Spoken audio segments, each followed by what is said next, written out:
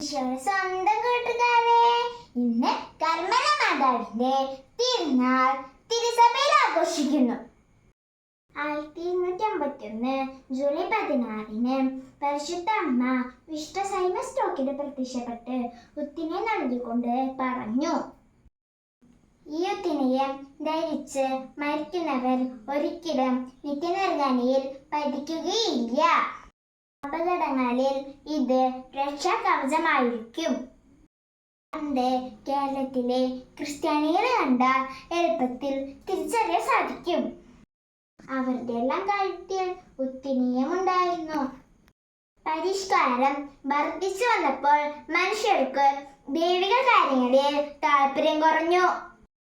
കൂട്ടുകാരെ, പാപം വർദ്ധിച്ചു വരുന്ന കാലഘട്ടത്തിൽ കർമ്മല മാതാവിനോട് ചേർന്ന് ഉത്തിനീയം ധരിച്ച് നിത്യരക്ഷ നമുക്ക് നേടാം.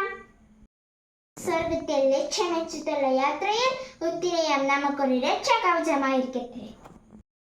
അപ്പൊ കൂട്ടുകാരെ, നമുക്ക് മടി കൂടാതെ ഉത്തിനീയം ധരിക്കാം, കർമ്മല മാതാവിന്റെ മക്കളാകാം. നമുക്ക് പ്രാർത്ഥിക്കാം. ഓ കർമ്മല മാതാവേ, കർമ്മല സഭയുടെ രാജ്ഞി, ഞങ്ങൾക്ക് വേണ്ടി പ്രാർത്ഥിക്കണമേ.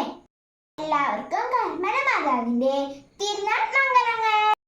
കർമ്മല സുമമേ, നിർമ്മല സുമമേ, നിത്യവിശുദ്ധേ, കർമ്മല റാണി, നിന്ദരാകും നിൻ സുതരിവരെ എന്നും താങ്ങും തണലും നീ, എന്നും താങ്ങും തണലും നീ. നിൻ തിരുമുൻപിൽ യാചന ചെയ്യും ഈ മക്കളെ നീ തള്ളരുതമ്മേ.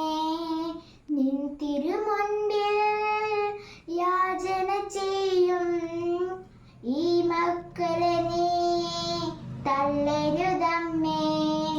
നിൻ പദമലരായി ചേർക്കണമിവരെ, നിത്യാനന്ദം പകരണമലിവായി. നിൻ പദമലരായി ചേർക്കണമിവരെ, നിത്യാനന്ദം പകരണമലിവായി.